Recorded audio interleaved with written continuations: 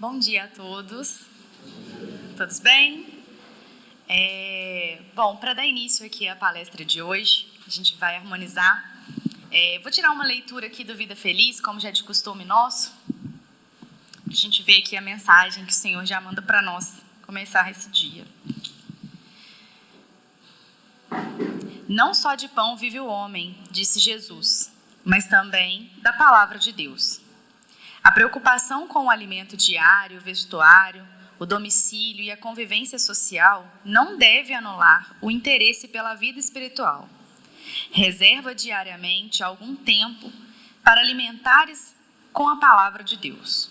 O pão sustenta o corpo e a fé mantém a alma. O pão fortalece a matéria e a fé dignifica a vida.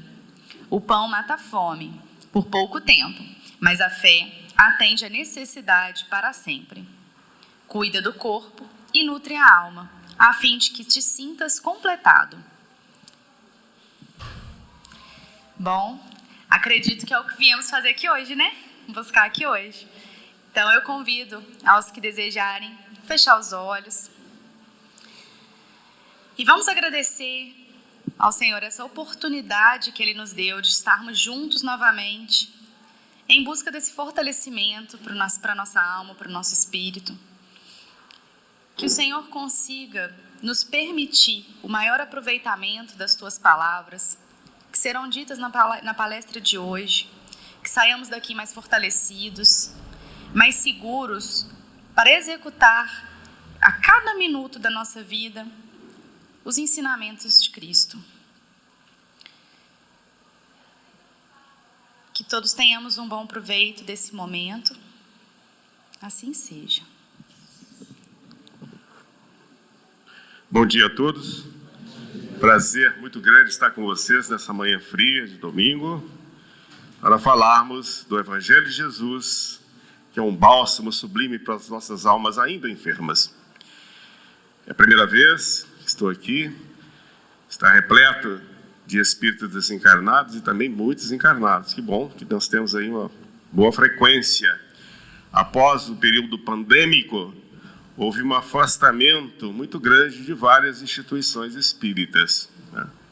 Um abraço ao meu amigo Robson, ele de muitos anos. Então, o tema da noite, do dia, intercessão. Irmãos, orais, registrado por Paulo de Tarso, em 1 Tessalonicenses, capítulo 5, versículo 25.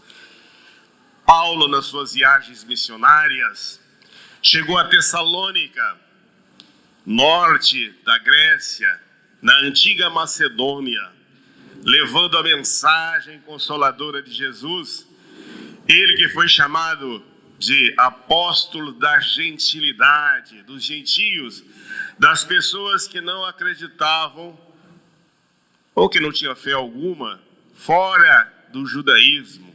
Então ele foi o responsável, o grande disseminador do cristianismo, após o Cristo, obviamente.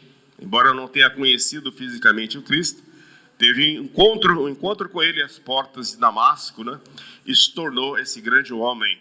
Dizia ele ser o menor dos apóstolos. E certa feita ele disse que não sabia mais se ele que vivia ou se o Cristo que vivia em mim. Não sou eu que vivo, se o Cristo que vive em mim. Tamanha a interação, a sua ligação com a espiritualidade através de Jesus e de seus auxiliares, a sua ex-noiva Micael e também o seu irmão, que se tornou o primeiro mártir do cristianismo, Estevão. Muitas criaturas sorriem ironicamente quando lhes fala das orações intercessórias. Interceder, a ação de advogar em prol de alguém, o desejo sincero de que aquela pessoa, aquele ser seja iluminado, amparado pela espiritualidade maior. Um dos belos exemplos que me comove foi aquele encontro de Jesus com um centurião romano em Cafarnaum, quando Jesus inicia seu missionato. Cafarnaum, uma pequena vila de pescadores que ficava na Galileia. Seus discípulos eram galileus, exceção feita a Judas, que era da cidade de Iscariote, o Judas Cariotes. Ele sim era da Judéia, os demais da Galileia. E ali ele teve um encontro com um oficial romano, um centurião. Como ele militar eu conheço bem, é uma centúria, 100 homens, é comandada por um capitão nosso hoje, patente equivalente. Várias centúrias formam uma grande unidade que vai ser comandada exatamente por um tribuno, né? Então, aquele centurião romano já estava antes de Jesus, há 18 anos ali, em Cafarnaum, e tinha permitido, inclusive, a construção de uma sinagoga. Ele não interferia de maneira alguma na religião dos judeus. Era uma pessoa respeitável e amável. Mais tarde, diz a história que ele vai comandar uma legião no futuro, né? Uma legião de militares que são várias centúrias. Seu escravo ou seu servo estava em casa, paralítico, doente, acamado, e ele então, através dos companheiros do judaísmo, o incentivaram a procurar Jesus. E ele vai em encontro de Jesus. Agora imagina a cena da época. Eu fico imaginando ele descendo da sua cavalgadura, com o seu fardão, né, reluzente, títulos obviamente temporais, porque não levaremos nada, não é?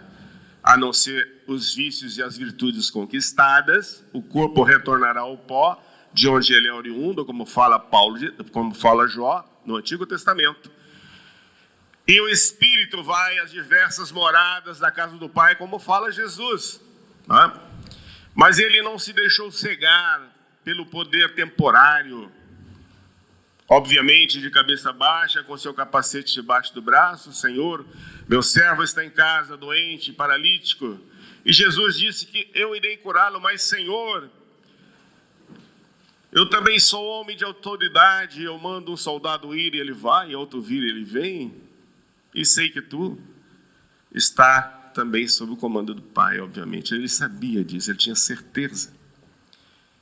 E Jesus, comovido de compaixão pelo servo e a recepção calorosa daquele tribuno, ele disse: vá, seu servo já está curado. Cura à distância. E ele diz: Senhor, não sou digno que entrei debaixo da minha casa, basta dizer só uma palavra e meu servo será curado. Então observe a fé daquele homem. E então Jesus olha para a multidão de israelitas e disse: em toda Israel eu nunca vi alguém com tamanha fé. Então ele pega aquele oficial oriundo da mitologia grega, romana, dos seus deuses, e coloca acima da fé dos judeus da época. É o homem de maior fé registrada, né, nos evangelhos de Jesus. Uma intercessão, ele estava intercedendo por alguém, não para si. Não pedia nada para si, ele pedia para o outro, né, que ele tratava com dignidade, não como um escravo. O homem habituou-se ao automatismo teatral, que encontra certa dificuldade no entendimento das mais profundas manifestações da espiritualidade. Quantos, né, que utilizam de orações maquinais ao longo do cristianismo? Temos observado, graças ao bom Deus, essa doutrina racional, né, que é a doutrina espírita, ensina-nos que a prece deve ser sincera, partindo de um coração, do seu âmago a Deus. E Jesus, inclusive, comenta-se como devemos orar. Não faça como os hipócritas, que oram em pé nas sinagogas, nas esquinas das ruas, para ser visto e glorificado pelos homens. Basta que se tranque no seu aposento, ou seja, no íntimo do seu coração, eleve o pensamento ao Pai, que te vê em secreto, e Ele te recompensará publicamente. Mas quando orares também, não useis de vãs repetições, como fazem os gentios, os não religiosos, por achar que por muito falares sereis ouvido. Portanto, não é a multiplicidade de palavras, senão o mudo estaria privado de orar a Deus. É uma força mental entre eu e o Criador, a espiritualidade, entre cada um de nós aqui com a espiritualidade. E não tem local. A casa do Pai, muitos dizem, vamos orar na casa do Pai. A casa do Pai é todo o universo, né? Onde você se encontrar. Dentro de um veículo, num avião, num barco, caminhando, não importa. No trabalho. Eu faço o culto no lar 7 horas da noite, no domingo. 30 anos aproximadamente. Mas se eu estiver na casa de alguém neste dia aprazado, eu vou, e não comungo da minha fé, obviamente, eu vou respeitar, porque a doutrina espírita não vai violentar a consciência de ninguém, fazer com que as pessoas deixem suas crenças e venham adotar a nossa. Isso não é o objetivo do espiritismo. Aqui não é uma religião salvacionista, né? Imediatista. Não. O cristianismo redivivo é a doutrina dos espíritos, é o consolador prometido.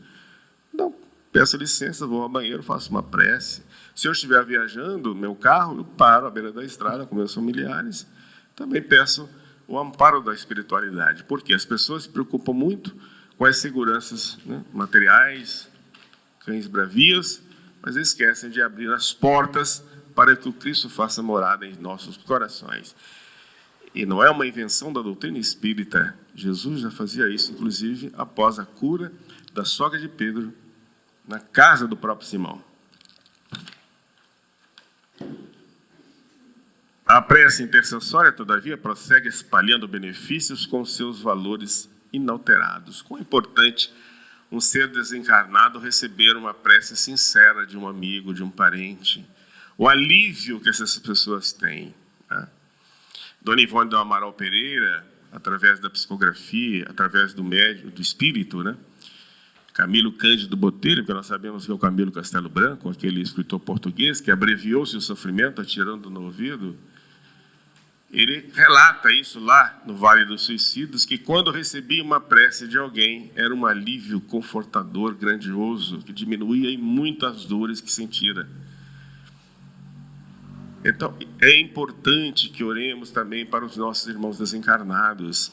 Existem alguns segmentos dentro do cristianismo que não creem, né, nessa situação, estão aguardando ainda o juízo final, né, como os nossos irmãos de fé evangélica, todos eles, os tradicionais, os calvinistas, os pentecostais, os neopentecostais, e também até as doutrinas paralelas ao movimento reformador, que são os santos dos últimos dias, os mórmons e os testemunhos de Jeová. Paulo de Tarso, escrevendo aos hebreus que acreditavam, de certa forma, na reencarnação, não de uma forma clara como nós, mas que Jesus pergunta, quem diz homem ser o filho do homem? E dizem alguns, né, que eram Elias, Malaquia, ou um dos profetas que havia de vir. Pedro toma a palavra, tu és o Filho de Deus vivo. Parabéns para Pedro, obviamente. Quem revelara foi o Espírito, mas isso não tira a ideia de um conceito reencarnacionista. Jesus falou várias vezes sobre reencarnação na Bíblia. E as pessoas dizem, não, isso não consta na Bíblia. Não a palavra reencarnação, mas a ideia.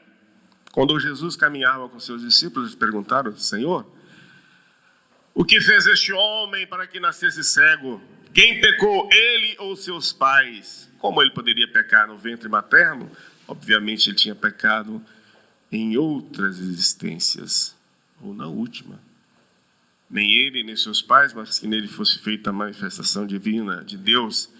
Ou seja, estava ali para reparar algo. Conceito religioso. Muito embora o Concílio 553 de Constantinopla, o imperador Justiniano retira dos textos bíblicos a reencarnação, considerando uma doutrina herética. Ele que fazia oposição a Ários, que era presbítero de Alexandria e que defendia as teses de origem no século II. Então, muitos textos reencarnatórios foram suprimidos da Bíblia, mas nós encontramos várias passagens que dão a ideia da reencarnação. O reino dos céus até Elias era tomado por força e violência, mas hoje, por amor e doçura, se queres dar crédito, este mesmo era o Elias que havia de vir, referindo-se a João, o Batista, o grande pregador do Jordão, que disse: arrependei-vos, batizai-vos, porque é chegado o reino dos céus. Eu, porém, vos batizo com a água do Jordão, mas aquele que virá após mim, esse vos batizará com fogo e Espírito. Portanto, a doutrina espírita também não tem batismo em águas, porque sabemos que não significa absolutamente nada. Foi o imperador Constantino que, ao derrubar a tetrarquia deixada por Diocleciano, assume o trono, se tornando o primeiro imperador a se interessar pelo cristianismo. E no ano 325, o concílio de Niceia, primeiro concílio da Igreja Católica Apostólica Romana, ele cria, o batismo dentro do cristianismo como situação obrigatória, porque senão morreriam no paganismo, na antiga religião pagã. Não faz parte do cristianismo o batismo com água. Se assim fosse, aquele bom ladrão, Dimas, pregado ao lado de Jesus, lá em água tinha para beber no Gólgota. E o Cristo disse, e ele humildemente disse: Senhor, lembrai-vos de mim quando estiveres no paraíso. Tu estarás comigo. Ou seja, não tinha água nem para beber, quanto mais para batizar. João Evangelista não teria deixado de narrar no seu evangelho se fosse fonte de salvação o batismo com água. Para nós, Espírito, o batismo significa a comunhão com Deus. Nada de ritual, mas o que respeitamos. João Batista, ele conhecia a deusa Cotito e os sacerdotes Baptis, que utilizavam de perfumes, essências perfumadas, para colocar na cabeça das pessoas. E ele, sabendo disso, ele utilizou as águas do Rio Jordão para que ele descobrisse quem era o Cristo de verdade. Embora sendo primos, mas ficaram distanciados por muitos anos, sabendo certamente que era o Messias. E naquele ato em si, no Jordão, segundo o relato, uma pomba representando uma espiritualidade: este é o meu filho amado, um fenômeno de voz indireta. E João disse: mas serei eu batizado por vós. Jesus diz: não, deixe que seja assim, para que se cumpra a profecia de Elias, e sai imediatamente, nunca batizou quem quer que seja. Não existe isso.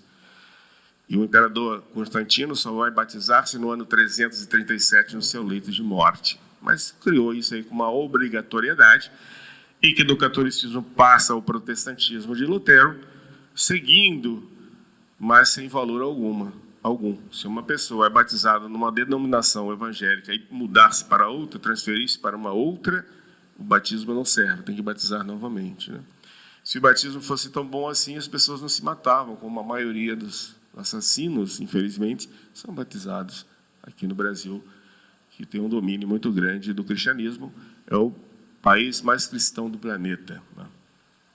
Migrou das terras distantes da Palestina para estar aqui conosco. A terra do cruzeiro, pátria do evangelho. O Brasil é o coração do mundo, pátria do evangelho, como diz Humberto de Campos. Não é justo acreditar seja essa oração um incenso bajulatório a derramar-se na presença de um monarca terrestre a fim de obtermos certos favores. Não, devemos orar por amor, por agradecimento acima de tudo, não por desejo de coisas materiais, como muitos religiosos fazem, Pecou, tem que fazer tantas orações para se livrar daquele ato insano. Ou vou orar fervorosamente porque Deus vai me dar aquilo. Ora, meus queridos irmãos, está claro no Evangelho. Sem dúvida alguma. Ajuda-te, que o céu te ajudará. Faça a sua parte, que eu te ajudarei. Compete a cada um de nós arregaçarmos as mangas e trabalharmos em benefício de nós e de todos. É o que o Evangelho de Jesus preconiza. As coisas não caem do céu, como muitos imaginam. Não adianta ficar ajoelhado ali, como algumas tradições, aguardando. É óbvio que nós precisamos nos apoiarmos através da oração sincera, mas pedir encorajamento para lutar contra as dificuldades temporárias. Dê-me força, Senhor, para vencer esse obstáculo. Isso é importante. Mas não adianta você ficar orando, pedindo para ganhar na loteria, meu amigo, que não vai conseguir tão fácil. E o que vem fácil também vai fácil. Seu Geraldo, tudo bem, meu irmão? Seu Geraldo é um velho conhecido, faz muita palestra lá no Jean, né?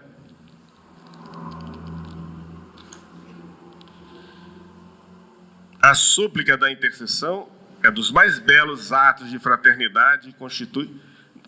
Voltando atrás. Não é justo acreditar que seja esta oração, porque a súplica da intercessão é dos mais belos atos de fraternidade e constitui a emissão de forças benéficas e iluminativas que, partindo do espírito sincero, vão ao objetivo visado por abençoada contribuição de conforto e energia. Então, não é essa súplica de intercessão.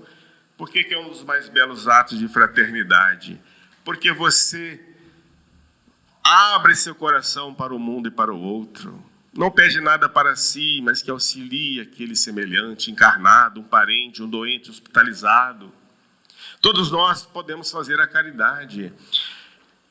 Algumas correntes também religiosas dizem que o homem se salvará pela fé, mas Jesus, e através do próprio apóstolo Paulo, a primeira epístola aos Coríntios, no capítulo 13, que ele fala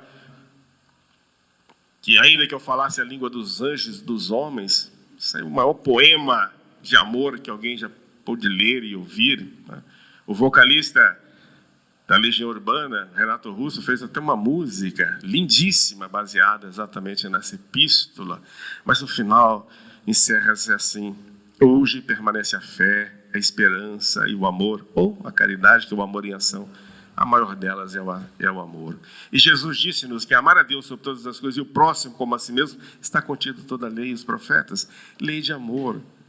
Por isso que o Espiritismo, através de Kardec, vem dizendo que não fora da igreja, né, mas fora da caridade não há salvação. E todos nós podemos fazer caridade. Eu não tenho valores amoedados para ofertar a alguém que necessita do pão. Eu não tenho condições para ir em determinados lugares, mas eu posso fazer uma prece. Eu posso enviar pensamentos equilibrados para aquela pessoa. Então, eu posso oferecer um sorriso, um abraço, uma aperto de mão para aquele necessitado. Todos nós podemos auxiliar e devemos. Porque todas as vezes que vocês auxiliam sem interesse, a espiritualidade toma nota. Se o Vladimir faz uma boa ação, sem esperar recompensa alguma, obviamente, para alguém necessitado, o mentor espiritual daquele ser tomou nota, certo? O dia que ele estiver passando por dificuldades, não só o mentor dele, mas o daquele outro, porque ele tem uma dívida de gratidão para consigo. Por isso que Jesus disse: granjeai amigos. Quão importante.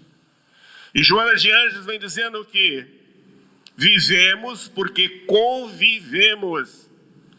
Nós precisamos viver em sociedade, por mais difícil que sejam os problemas que enfrentamos no mundo de provas e expiações, mas necessitamos desse contato, dessa interação, né? Aqueles que comungam com o seu pensamento, ótimo. Aqueles que não respeitam. Como disse, a doutrina espírita não veio à Terra para causar contendas. Hoje nós ocupamos o 3º lugar no ranking das 10 maiores religiões no Brasil, de acordo com o censo do IBGE. Qual é importante, não? Uma doutrina com pouco mais de 1,5 séculos, superando religiões tradicionais. Primeiro é o catolicismo romano, segundo o movimento evangélico, terceiro a doutrina espírita, quarto, testemunhas de Jeová. Muitos não sabem, eles não são evangélicos, eles são cristãos, mas não evangélicos, ocupam a 4ª posição. Quinto, a Umbanda, que é uma religião brasileira, fundada por Zélio Fernandinho de Moraes, 1908, 1909, Niterói, Rio de Janeiro, que tem uma mistura de várias crenças religiosas, do espiritismo, a mediunidade, como Paulo de Tarso já falava na primeira epístola aos Coríntios, no capítulo 12, que uns terão visão, outros profetizarão, outros falarão em línguas, outros discernirão os espíritos. E o falar em línguas nós chamamos de xenoglossia. Os nossos irmãos de fé evangélico protestante, pentecostal, chamam de glossolalia. Falar em línguas estranhas. E segundo Bosano, o italiano, ele disse que um médio só para te falar uma língua que ele desconhece na atualidade, se já estiver armazenado na sua memória astral conhecimentos adquiridos daquele idioma em encarnações passadas, em pretéritas, então aquele espírito pode utilizar do material que ele possui. Caso contrário, ele não vai falar. E Paulo disse que é um dos menores dos dons, está lá na primeira epístola aos Coríntios, no capítulo 14. Se não tiver alguém que intérprete, é melhor que fique calado na igreja, porque está apenas edificando a si e não a comunidade. Mas isso é um ponto em comum que nós temos com a Umbanda, que é a mediunidade. É o único ponto. Eles estão mais próximos do catolicismo romano, porque utilizam do catolicismo as velas, os castiçais, as oferendas, uma hierarquia sacerdotal, as imagens dos santos. Não é? Do candomblé, eles têm uma entidade que chama orixá, que significa uma entidade muda. Da crença aqui dos nossos índios, os caboclos, né? Pena branca, mais outras infinidades aí.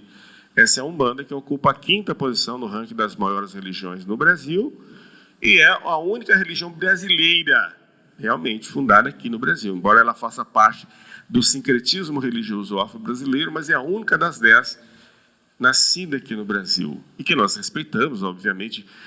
O mês passado eu fiz uma palestra num terreiro de Umbanda, me convidaram, eu fui lá falar.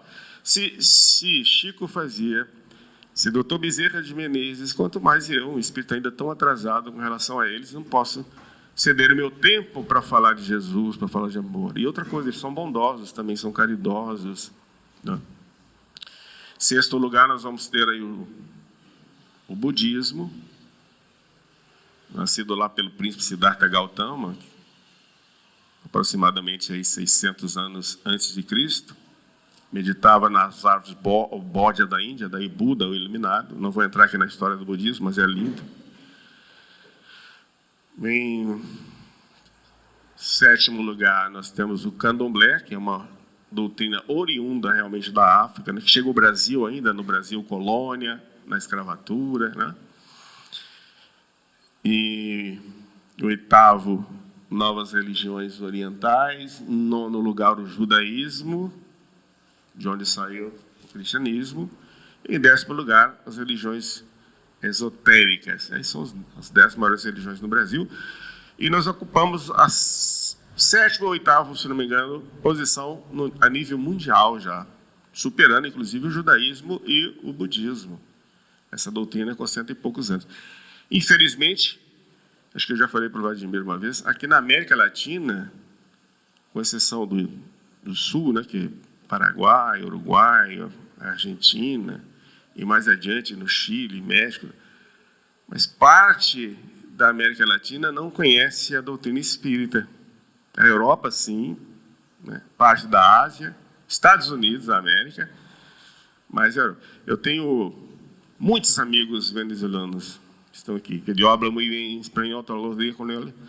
Perguntei se eles conheciam o espiritismo, eles diziam, brujeria? Vocês não sabem o que é a doutrina espírita. Não, nós somos cristianos como vocês.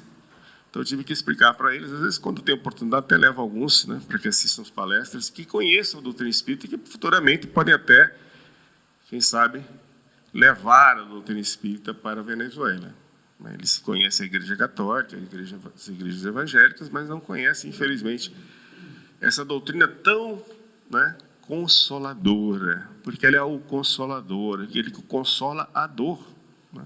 Não existe nada no mundo que consola mais a dor que a doutrina espírita.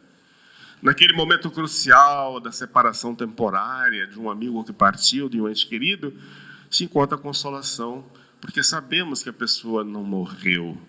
Não é? E se alguém tenta dizer que a morte existe, eu repito aqui em bom tom, em bom som. Se a morte existe, os mortos não.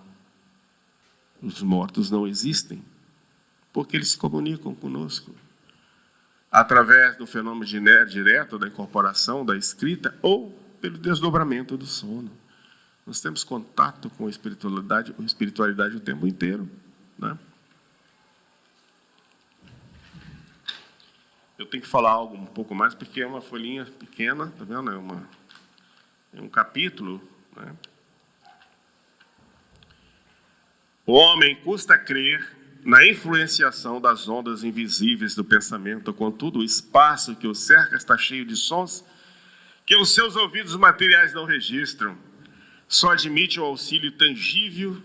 No entanto, na própria natureza física, vê-se árvores veneradas que protegem e conservam ervas e arbustos, a lhes receberem as bênçãos da vida, sem lhes tocarem jamais as raízes e os troncos. A questão 459 do Livro dos Espíritos, Kardec pergunta à espiritualidade superior: até quando os espíritos podem influenciar na nossa vida? E a resposta, muito mais do que credes, de ordinário são eles que vos dirigem, para o bem ou para o mal. Depende da nossa frequência vibratória. Jesus deixou claro: vigiai e orai. Vigiai primeiro, vigiai e orai, para não cair nas tentações. Vigiar a nossa casa mental, porque somos influenciados o tempo todo. Quando pessoas reunidas, normalmente, falando algo que não deve, de uma instituição ou de pessoas, aglomerações, e se você entra e começa aquele burburinho, você entra na mesma faixa vibratória. Então é bom afastar. Não é afastar dos amigos, é afastar temporariamente daquele ambiente que não lhe faz bem. Porque a doutrina espírita não é uma doutrina preconceituosa. Jesus pregava aos sofredores, as mulheres de vida fácil, assim chamadas à época, as cortesãs, né? Os endemoniados, os obsidiados, aqueles que faziam mau uso da fortuna material, jamais. Porque Deus não faz acepção de pessoas. E nós também não devemos fazer jamais. Né? Eu deixei de frequentar o bar, antes eu bebia, hoje não bebo mais, aí o cara é meu inimigo? Não. Você não precisa entrar no recinto, mas passando por ele, ou a porta dentro do comércio, cumprimente-o. Ora, ele é um filho de Deus também. Né? E a oportunidade que eu e você tiver, futuramente ele terá. Nenhuma das ovelhas que o Pai me confiou se perderá. Falou Jesus para nós. Não sou eu que estou dizendo, é o Cristo que disse-nos. Portanto, toda a humanidade está sob a égide de Jesus, que é o intermediário junto ao Pai, o governador espiritual do nosso planeta, né? Aquele que disse que eu sou o caminho, a verdade e a vida. Então, o caminho que devemos trilhar, seguir os seus passos. Esse é o mestre Galileu, que veio mostrar, deu um novo direcionamento à humanidade. Jesus, o bom pastor. Os mansos herdarão a terra. A pessoa fica falando de fim do mundo, fim dos tempos. Eu acho interessantíssimo falar do fim dos tempos, porque um amigo chegou para mim: meu companheiro, está chegando o fim dos tempos. Eu falei: graças a Deus. Olha, mas você também concorda com isso? Absolutamente. Sem nenhuma dúvida. Você está vendo os sinais que está acontecendo no mundo, é o fim dos tempos. Sim, é o fim dos tempos ruins para o início dos bons tempos. É óbvio, porque a Terra será transformada. Ao longo deste milênio, nós entraremos no mundo de regeneração. Olha que maravilha, né? O exército romano perseguia o cristianismo nascente, até com o imperador Constantino. Né? Depois, todo o exército se torna cristão. 391 a 394, o imperador Teodósio I, que vai dividir o exército em dois, Constantinopla, capital oriental, Roma permanece como capital ocidental, os dois filhos assumem os dois tronos, os dois filhos do imperador. Então, mas Teodósio vai oficializar o credo niceno como religião oficial do império. Então, aqueles que perseguiam os cristãos nos círculos de Nero, enfim, aquelas feras violentas, né, que matavam seres inocentes ali, ao bel prazer do público, agora se convertiam ao Cristo. Como João o Evangelista vai falar lá em Revelação, que é Apocalipse. O imperador Domiciano, já da dinastia Flaviana. Ele comanda Roma do final de 83, após a morte de General Tito, até 96. Ou seja, 13 anos no poder. Foi um dos mais covardes imperadores que passaram pela terra, comparado a Calígulas e a Nero, muito embora não mais da dinastia dos Césares, mas a Flaviana, porque ele era filho do general Titus Flávios Vespasiano, que comandou Roma de 68 até 81. De 69 a 79. 69 a 79, de 79 a 81, o imperador Tito, filho dele, que comandou aquela guerra judaico-cristã, quando ele derruba o Templo de Salomão em 70, né? Teve a diáspora, quando eles fugiram ali, vários judeus para o mundo. E ele vai mandar Paulo, então João Evangelista, ele expulsou João Evangelista para o mar Egeu, para a ilha de Patmos. E aos 99 anos de idade, ele escreve Apocalipse.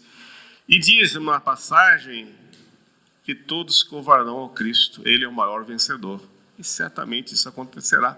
Embora no momento atual nós somos apenas 1/3, né, da população mundial de cristãos, que é muito pouco, com 2.000 anos de cristianismo, mais de 5 bilhões de pessoas não conhecem a doutrina do Cristo, infelizmente. Mas nós temos a certeza que todos conhecerão, todos. Religião isolada, o judaísmo, o islamismo é a maior religião do planeta. Não como um todo, não? Como um todo é o cristianismo, quando você soma a Igreja Católica Apostólica Romana, a Igreja Católica Ortodoxa, né, a doutrina espírita, o movimento evangélico, como eu falei, tradicional, calvinista, anglicano, pentecostal, neopentecostal. As doutrinas paralelas ao movimento reformador, nós temos hoje que 2 bilhões e 200 milhões de adeptos do cristianismo, contra 1 bilhão e 700, 1 bilhão e 800 milhões de muçulmanos que surgiram aí. Deixa eu me recordar aqui. Maomé nasceu em Meca 570 depois de Cristo. Veio combater exatamente os abusos da igreja dominadora da época, trazendo a figura de um Deus único. Kardec, inclusive, nos chama a atenção para estudar sobre o islamismo.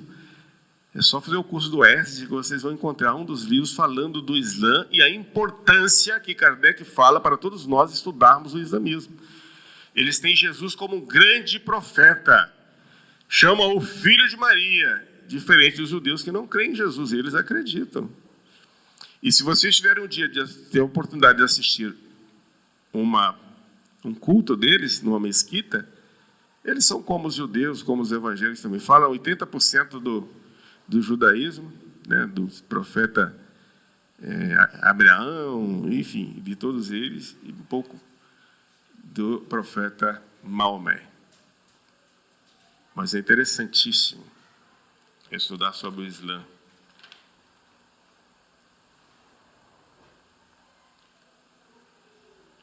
Não ouvides, a palavra está em espanhol, né? Não esquece os bens da intercessão. Jesus orou por seus discípulos e seguidores nas horas supremas. Jesus nunca, jamais vai nos desamparar. Vinde a mim todos vós cansados e oprimidos, que eu vos aliviarei. Olha só, olha o chamamento de Jesus, que nos fez há 2000 anos. Vinde a mim todos vós, sem exceção. Não importa a sua classe social, sua etnia. Vinde a mim todos vós, que encontram-se tribulados, com seus pensamentos em desalinho. Vem, eu te abraço. É um convite que ele nos fez e continua nos fazendo sempre. E quando a dor bate à nossa porta, nós somos iguais àqueles meninos teimosos, né? Esquecemos de tudo, fazemos as nossas estripulias por aí, mas quando a dor bate, vamos correndo para Deus, para Jesus, para a espiritualidade. Estão sempre de braços abertos, aguardando por nós. Somos os trabalhadores da última hora. Nós, espiritistas, já passamos por vários segmentos religiosos ao longo das nossas experiências reencarnatórias.